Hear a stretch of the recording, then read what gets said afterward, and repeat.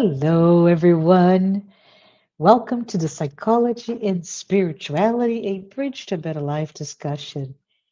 Please note that we're here today to start a new episode, a weekly episode at that, where we explore the intersection of spirituality and psychology, and as a result, capture timeless wisdom contained in both fields.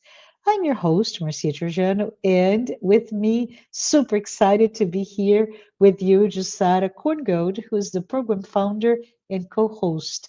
And we're here today to talk about this amazing topic, the transformative power of love. Jussara, how you doing? Hello, Marcia. I'm doing great. And as always, I'm very happy to be here and to be with everyone that has been regular following us and our studies about psychology and spirituality. So, hello, everyone. Hello. So, we are dedicating this episode to this. It's a big title, right? The transformative power of love.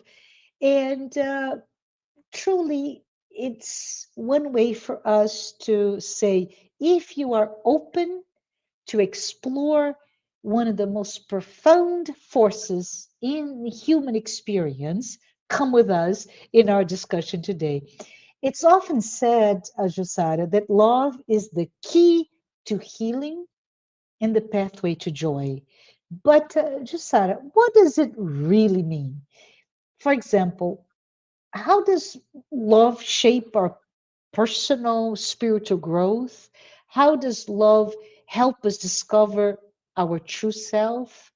And most importantly, I guess, why do so many of us struggle to truly embracing love in our lives? Let us just take a moment to talk about those questions and more. Can we discuss that? And maybe I'm feeling, Josada, that today, when you talk about love, we really need to perhaps bring the idea of journey of self awareness, perhaps healing emotional wounds, and the person that comes to my mind that can really open up the discussion may be Carl Gustav Jung, our wonderful, amazing Swiss psychiatrist that brought so much information in his theories. What do you think? Oh, Marcia, without a doubt, this is a big topic, right? It's not a trivial thing for us to talk about love, because in this sense, and we will bring later in the description, um, I love the way that we have in Greek that they have 7 different words for love to define love according to what they are talking about. The how profound the love is. Um, and as we know, the agape, meaning the love that we are talking about today, this transformative power that we are still on our way to discover. And it's very interesting because we can talk about several religions, but especially about Christianity. Everyone that Mhm. follows Christ's teachings, we all know that the center theme of Jesus is love, was always Mhm. love. Love one Mhm. another, love the enemies, love you. If you have love, and even the followers, the continuators, the apostles that continue with the same spreading the same message. So Mhm. this leads us to question, why was it so important, right? And are we talking about a religious thing because Jesus was just teaching us to have this kind of connection with the father, mother, or with the creator? Or it is because when we are talking of love, and I think that during this 2000 years more, we have Uh-huh. developing enough, not only in this, in the field of religiosity, spirituality, to understand more what was, the true message that Jesus and others brought to us in the sense. But in the same time, we will see scientists, scholars like Jung Yeah. describing the power of love. And then you will say, what are you talking about? Are those guys becoming religious or spiritual? Well, young as we know is a very spiritual person. But here,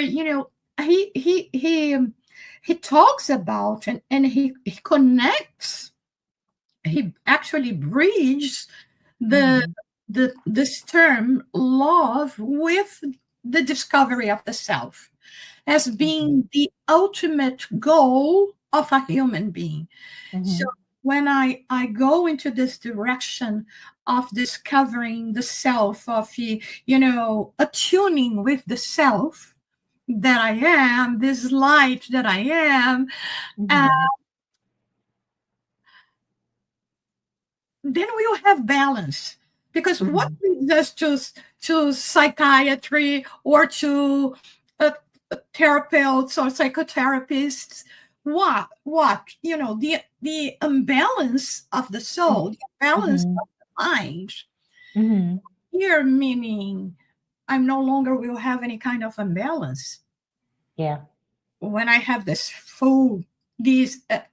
love, the agape, Hmm. really felt and spread in myself, there will be no contradictions. Yeah. Yeah. And I think that this is how, he kind of describes this process, of Hmm. looking for love in terms, like he says, bridging the gap between the ego and the unconscious, creating wholeness. So we are not whole yet. And then how come we are not whole? As a Yeah. spirits, we are, right? But Tell us that why Jung, you're telling us we're not there yet. And it's interesting, the word whole, right? So from a whole, I and there's a movie that always comes to my mind, and when I'm thinking about this, Jussara, which is The Matrix, where Neo, or the one, right? The one, what do you mean by that? But it's the one. I'm not gonna talk about the movie, but it's the idea that when we are whole, we're one. One is the integer, an integer as the numerical value really talks about the integral human being, which, by the way, there's this amazing book by Joanna de Angelis, and it that mirrors two things: the path that Jung brings to us when he talks about the individuation, the journey toward individuation, right, on one hand, but on the other hand, it really talks about how we can mirror ourselves in the image of Jesus, the model of that integral human being, meaning that he really had no shadow, right? He was integrated, all of it as one man. yeah, when I think about the wholeness, and in this case, like we were saying, Hmm. when Jung is exploring this concept of love, like a transformative power force, Hmm. right, that will help us in this process of self-discovery and individuation. I think Hmm. a good way for us to visualize is to visualize a seed, and I'm going to choose the seed of an oak tree, Yeah. right? When you look at Hmm. the seed of an oak tree, you are not going to be seeing, the trunk, the branches, the leaves. There's so many leaves that we'll have one day, right? You just have Uh-huh. each. So the way I visualize ourselves in this process of, self-discovery and individual Uh-huh. and that is going to help to happen through love, self-love, discovering the power of love in us. It's Mhm. exactly like that. I mean, we are seeds. We have the potential, but we are not. We are not yet an oak tree, Yeah. right? A developed oak tree. So this is the journey, right? Where I think we can see ourselves as having all the potential, as having all the possibilities, but Mhm. we'll have to pass through different stages, and we are going to struggle at the beginning. Mhm. When we think about the seed, it has to be buried in the soil, sometimes Mhm. deep, and then it seems there is only darkness around you. Mhm. And I don't want that. I want to get out. I want to go to a different place. I don't want it to be enveloped in this, wet soil. And God bless if there is water, right? Watering, uh, helping in this process. Because even though we are in the dark as, tiny seeds, there will always be someone watering us without us knowing, without us realizing. And that can even be the experience itself in being in the dark, and I'm not Mhm. realizing that because of that, because of this struggle, I'm helping in the process of the developing and just sprout Yeah. and see what is outside. And then, those first stages of just Uh-huh. a tiny bridge, sometimes one leaf seed. Uh, We uh-huh. are so proud of ourselves, right? Oh my God, look what I did. Uh-huh. I broke free. Yeah. Is the Yeah. breaking free is going in the process of this individuation. But what do you know about life, about what we need, about what we will become? For the time being, I'm that fragile little plant. Mhm. Mm, and and then we can see from nature how much we learn as well, and how much we can compare to ourselves, right? And then the process continues in this kind of development, and that the things are going to intuitively guide me, because I will uh, deal with the resources better, try to gather more resources from where I can gather, being the soil, the water, Mhm. sun, the shadow, right? And I think, it's a very beautiful process. And And thinking quite a good metaphor, by the way, and, with the, and getting right? and getting at the end of that, right? The Uh-huh. aim is becoming the powerful oak tree. Yeah. Yeah, it works, right, Marcia? Yes, yes, I love it because it also speaks to struggles, the suffering, the not just breaking free from your current state as a seed. You have to let go of who you are, in essence, the self-identification, into moving toward what you can become. When that seed sprouts, it does not really know, right? It does not really know what it will become, but it's the, as you mentioned so well, this desire to grow, and the desire to grow is to get closer to the source of light, which can be very good way for us to think of ourselves. How are we doing? And why are we so conflicted sometimes? Is it because we are not putting ourselves in a position to grow, to become what we can be? Are we putting ourselves immersed and staying in the shadow, in the darkness? What is it that's going on that's preventing us to be all that we can be? Right? It looks like we're talking about an advertisement. We're not. But overall, it's really a process that speaks of the need for healing, And because through that breaking free and losing your old identity, we're talking now about the seed, uh, we may have some wounds, right? Some emotional wounds. What can we do, in your opinion, Jussara, to really use love as this powerful mechanism to, therapeutically speaking, to help us heal ourselves, to transform ourselves? And the words that come to my mind, the vision that comes to my mind are, of course, Jesus, and we mentioned the Christian thoughts, right? The Christianity as a philosophy of love more than anything else. Love your enemy, love yourself, be compassionate. But are we ready, Jasara? You mentioned agape as a type of love that we're so far from. But are we ready to even try to be that can love like Christ did?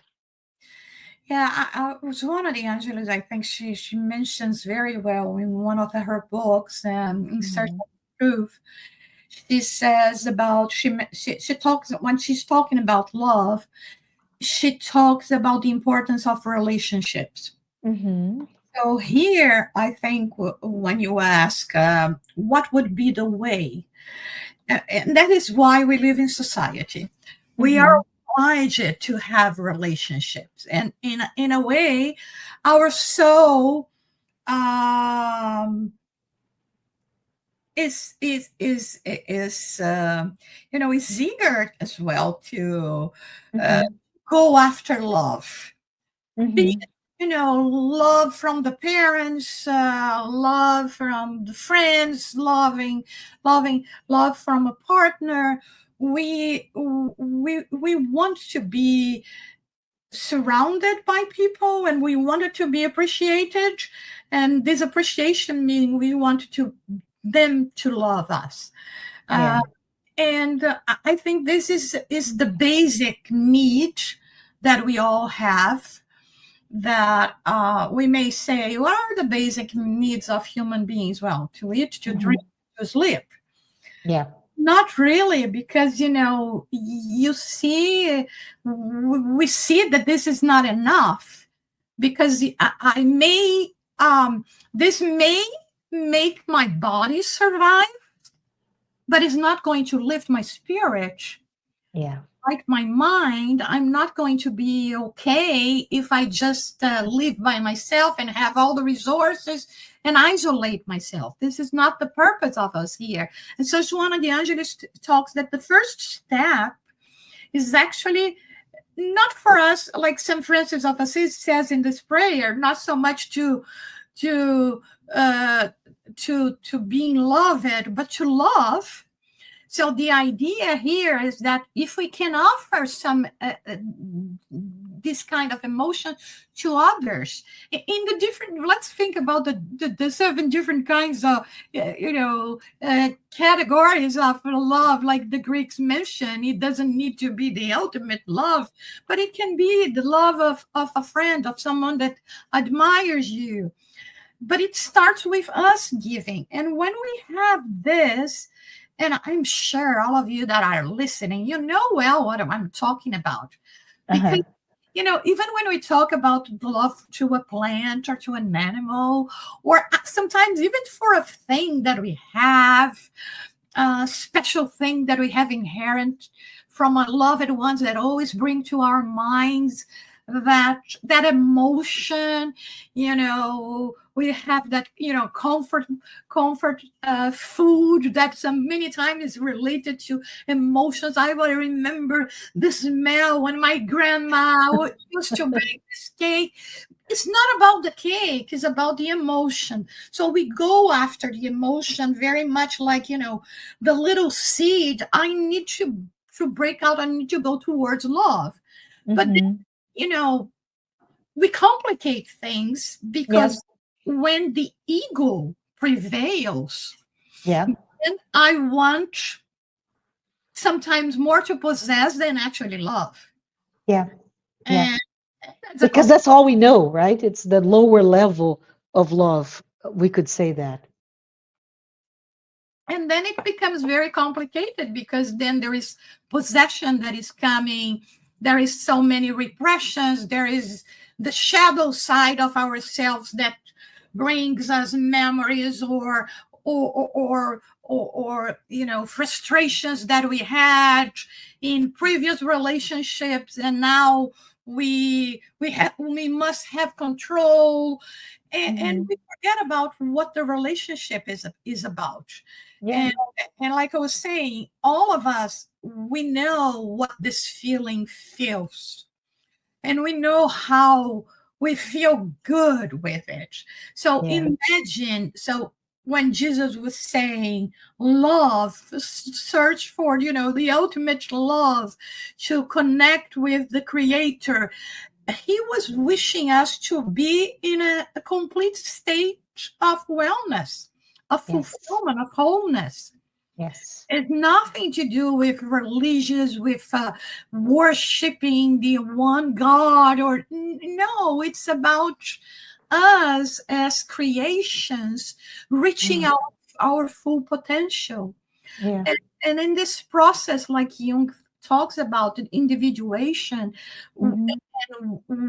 and he mentions as well something relating to the anima and animals, the masculine side in women, and feminine side in men.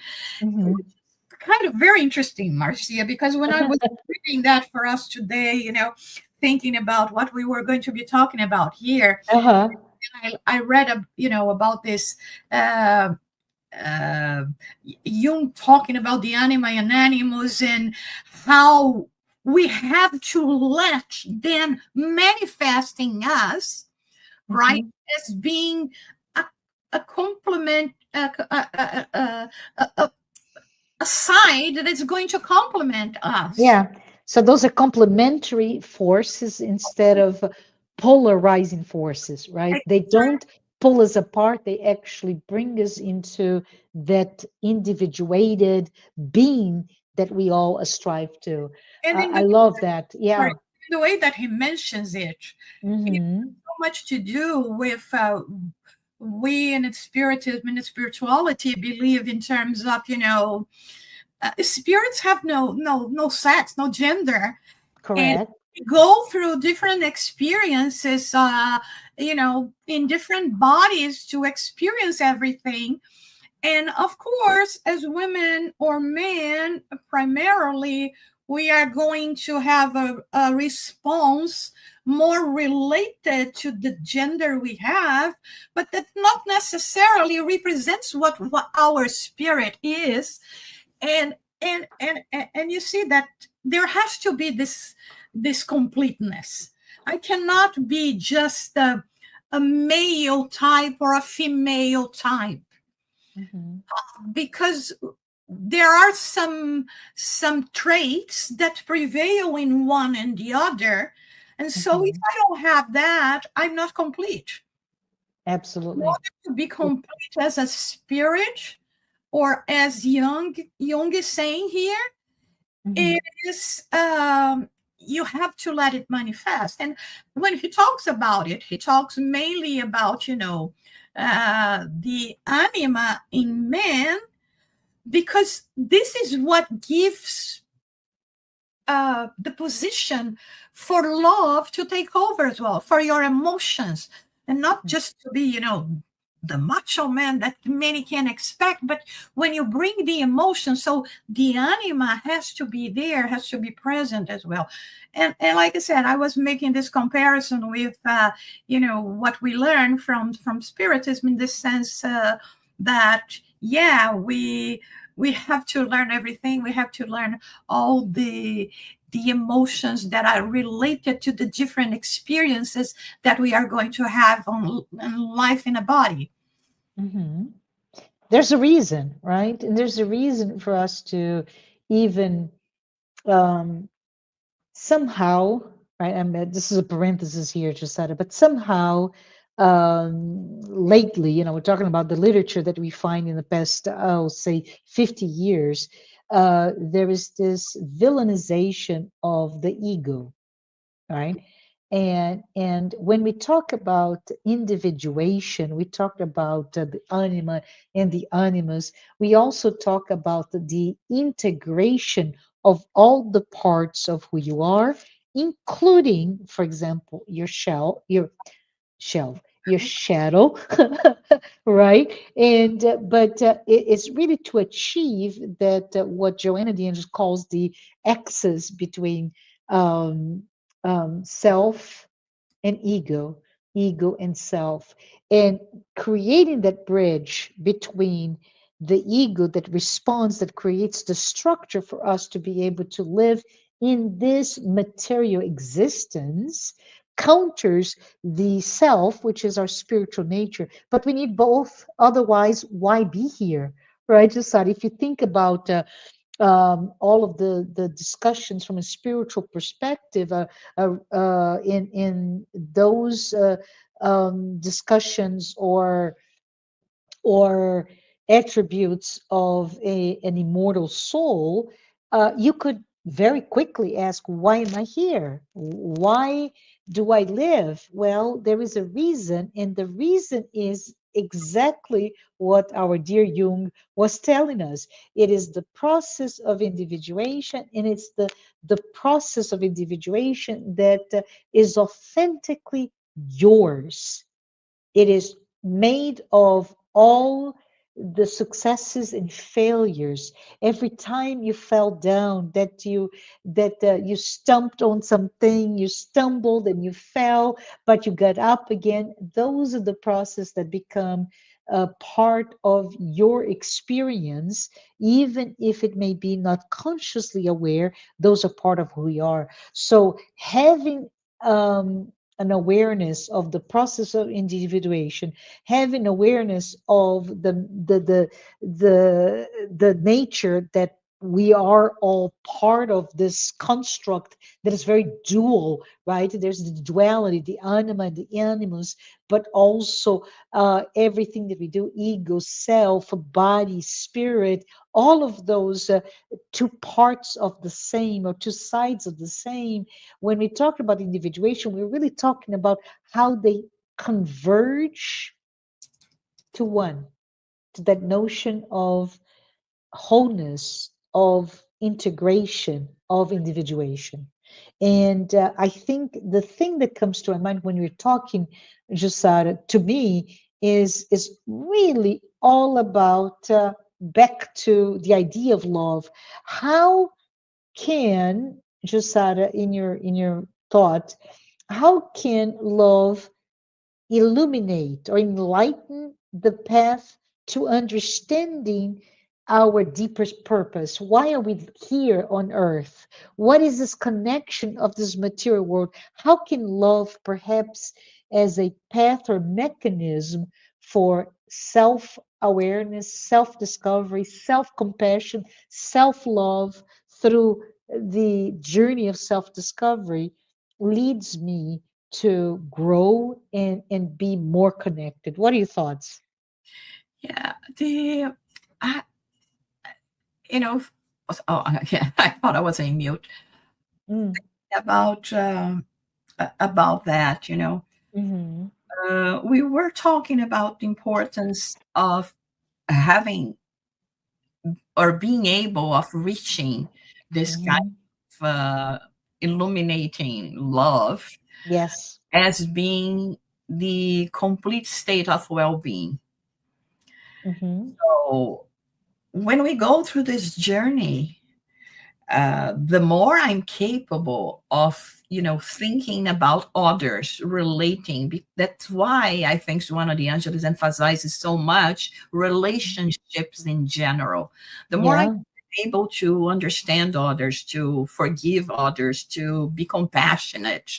But it goes in stages, like the Greeks, like the Greeks said. And actually, I found it here. I was looking for that. So Uh-huh. the relation of the seven types of love per Mm-hmm. order of greatness, importance, being agape, the Yeah. unconditional selfless love that represents the highest and purest form of love, which is, our goal. But of course, we are very far from that. I think there was only one being on this earth that actually felt this agape. That Mhm. Jesus, perhaps others, I'm not so sure, but as far as we know and can imagine. Then he talks about philotia, that is self-love. Yeah, All that as well, because um, how can we reach love to everyone else if I don't love myself? absolutely. So this Absolutely. process, Hmm. I have to have this healthy self-love, right? That it comes accompanied of self-respect, self-acceptance, emotional stability. So this is the process. I'm starting from the best to the worst. Maybe I should have started. And one thing that is important, just to coincidentally, is when we start to study that self-love, right? Many people, me included, I would say, perhaps at some point, I would react to it. What do you mean self-love? Are you talking about this self-centered type of I love and I need, I'm selfish, everything's about me and my ego? And it's not, as you said really well, it's loving all the components of myself so that I'm free to love the other, right? Exactly. So the next one they talk about is pragma. Pragma meaning enduring, committed love. Hmm. If we think about if we Yeah. are capable of have a long-term mature love, we are in a good way, compromising, have patience, mutual respect. Then it talks about philia. The Hmm. philia meaning a deep friendship and loyal love. So those are the highest forms of love, the agape and philosia, the foundational love being pragma and philia. And then Hmm. there's the emotional. The Hmm. emotional, right, that is more related already. It goes to closeness that is storage, that is Hmm. to familial love, natural, instinctive love, this deep connection. Then comes eros, passionate, romantic love. So it's more related to what we know already, sexual attraction. But it's the beginning of everything. And then there is ludus, that is playful, flirtatious love. And they talk about another one that is mania, obsessive, possessive love. So if we look at this order, the lower forms of love being ludus, that we are more, just, Unfortunately. you know, Yeah. and it's mania that is obsessive. So Yeah. this is the stages that we start, and we can see that in our development, right? We will perhaps have different relationships. What we will feel in one kind of possessive, in our kind more like a flirtatious, or already related to more romantic love, familial love, where there is a deeper emotion involved. Yeah. Right? But and probably we know more of those, and perhaps philia, that is Hmm. friendship and loyal love. Yeah. To have the first three ones, the agape, philosia, and pragma, even the enduring committed love, is not something that we see so much today. We should, right? But it's and I think this is the process. As long as we know and we understand, and like we said before, this has nothing to do with just a list of attributes, or a list that was given to us by religious convictions, or spiritual ones, or even a list that psychiatrists, Mhm. psychologists have given to us. It's the result of observation, and Yeah. we will see it today. If you are in a well balanced relationship with yourself already, we will see a very interesting person. Yeah. It doesn't. We don't need to involve others, Yeah. uh, but then, in order to grow, of course, we are going to be involving others, and this is how we can see uh, ourselves going in this journey. And I think Yeah. it is a journey, right? And I think we have to believe in our potential, I, very much yeah. like seed. When I look at myself, I may not feel that I have all this potential. Yeah. So I want to pivot, Okay. Jussara. I want to pivot, right? We talked about love from different various degrees, and those that we know more, that possessive love, my husband, my child, my father. This is this sense of it's mine, nobody can have it. To attributes of perhaps jealousy or even envy, right? Because my sibling, my sister, my brother, they got better, they're look better, they're wealthier, whatever the attribute may be. And there's this deep-seated notion that is really not love. It's the opposite, right? It's this repressed emotions that cannot express the pure transformative power of love. It is instead something that it's really makes us ill when we live in the embroil ourselves into those feelings. Is there anything that perhaps you can think about of that sick love? And remember, I know we're talking about Jung, and Jung did not say hatred is the opposite of love, right? He said power is the opposite of love. But so I'm trying to explain so you don't say Marcia and Josiah are saying something wrong. No, we do it. But what about those types of sick love, if you will, which comes out as jealousy and envy? Can you get an example, perhaps, that you can talk to us about?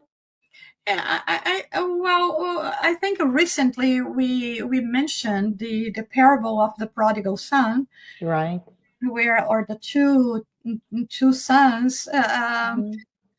as some of the evangelists present. We talked about this jealousy in relation to the elder son, and Hmm. how when the youngest one returned, his reaction of reprimand his father for being so warm, of being, like, this is the son that left you and Yeah.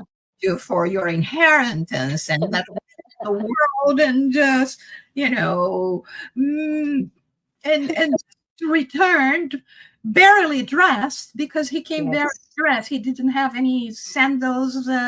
His He was dressing in rags. Yeah. In the worst stage. But then we see this pathological pathological emotion that is envy, Hmm. and that does not represent, I think, and sometimes, I think the eldest son would like to say, I'm someone of worth, Yeah. you should Yeah. have valued me more. uh, Hmm. and it's very much like the father said, well, everything I have is yours, what else could I give you, you know Hmm. and I was thinking that, uh, when we even were mentioning that, the youngest son went to a distant land. He went physically. Perhaps he was always connected. Uh, dare to say that he was connected to the father, to the house, because he returned. If there Yes. was not no connection, all of this had been long gone throughout the road. Even if he was in this desperate need, he wouldn't Hmm. feel like he had a home to come back. Yeah. But the one that he stayed, he was like he made himself a prisoner. He Yeah. stayed out of obligation. Not So out of love, right, Jussara? It's a not very interesting example. Thank you. Yeah, no, but hmm sorry, not exactly. And I mean, according to my perspective, I would say that he was physically there, but emotionally he was not there. And even in terms of the interpretations, like he was wishing to take the place of the father, hmm and hmm that's why he remained. So it was hmm not out of it was out of a disturbed emotion, of a hmm selfishness, uh, of um, more interest than anything else, and what the world would be saying if he was going to abandon his father as well. So he Yeah. did not out of true the trueness of his soul. And I Not think agape, for sure. sure. And Yeah. actually I think among the lowest, because the greed, there was greed. Yes. and, Yes. and but we're not going to be judging here, because it's the process of growing. Hmm. And I think that uh in the process of growing, all of us will have we will be living and experience those different kinds of love.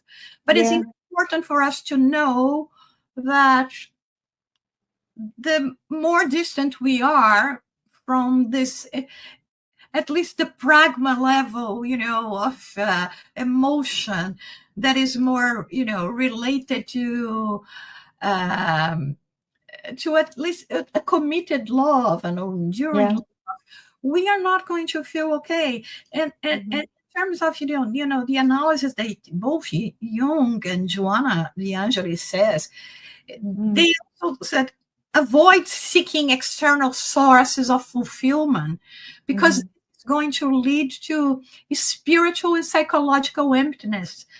Yeah. So we go in with the illusions of the world and say, this is going to make me happy. Oh, this is Hmm. that I love. This is a person that I love and I want. And like you said, for starters, the more we develop, I think the more we will be revising our vocabulary and grammar, to the point Hmm. of eliminating possessives completely, I love that. I love that idea, by the way. But I was thinking, just that it was in James Hollis' Swamplands of the Soul, right?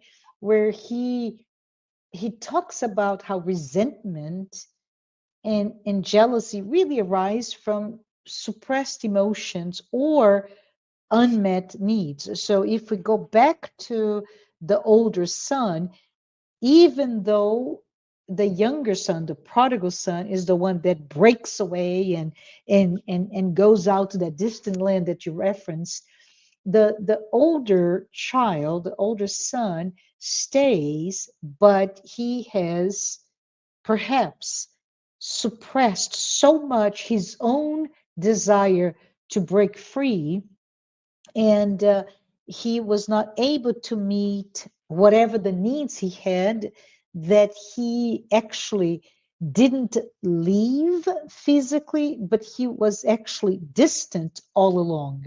And Jung talks about it, right? That love will bridge those gaps found in your ego, your Mhm. conscious self, and your unconscious, so that even though you're not aware of those things that are repressed, your resentment, your jealousy, your envy, whatever it is, love itself will be the healing force for that. And the authentic love, through it, we all, you, me, all of us, they will release. those wounds or those things that are not met, right? So if we are indeed need, just Sarah, please tell me you love me. I need the validation, right? And even if I need to go into this is my boyfriend and this is fiction, everyone. My boyfriend loves me. And look at the beautiful roses that he gave it to me in Valentine's days, whatever, whatever, whatever.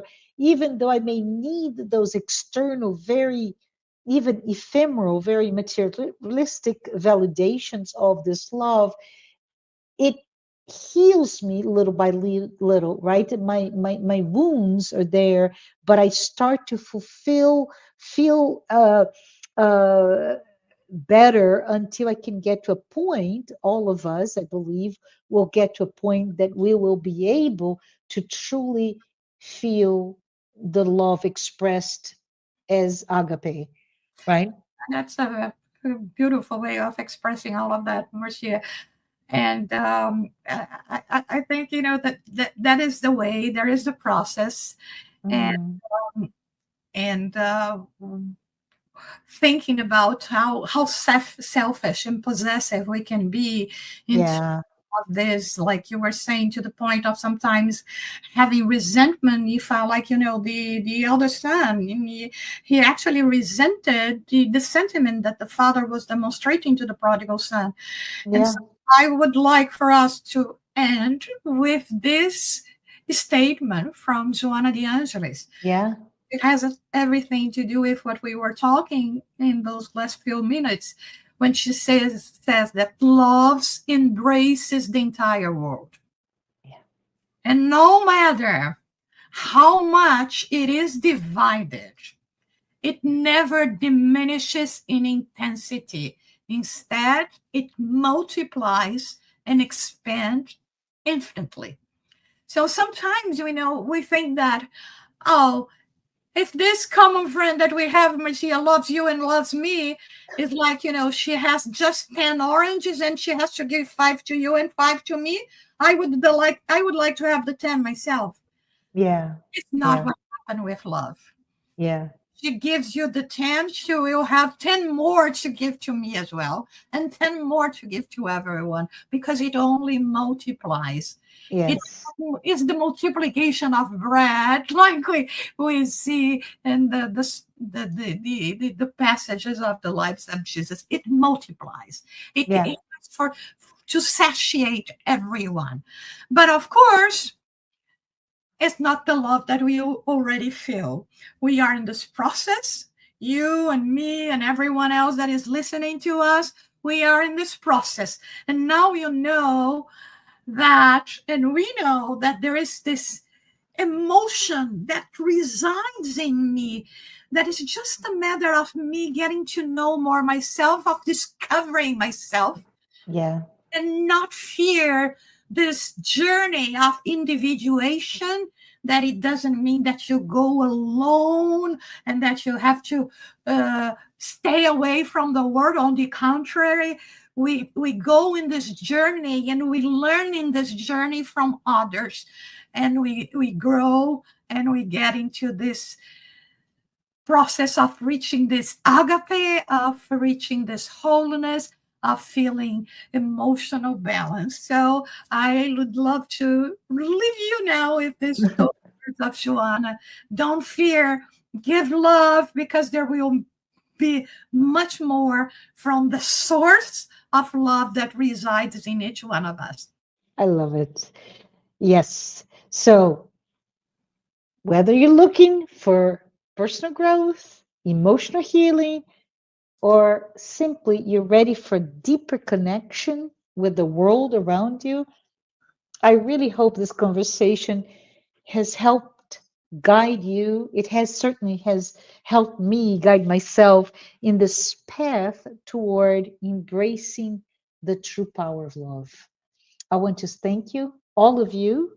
Thank you, Jussara. Thank you all who has joined us today. And if this is the first time you listen to a program, please note that the Psychology and Spirituality weekly talks are based on the works by Joanna de Angelis.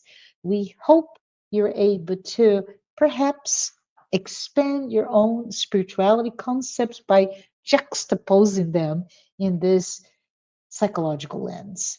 We also want to thank our sponsors, Mansão do Caminho, the United States Spiritus Federation, the International Spiritus Council, and AME Brazil, the Brazilian arm of the Medical Spiritist Association.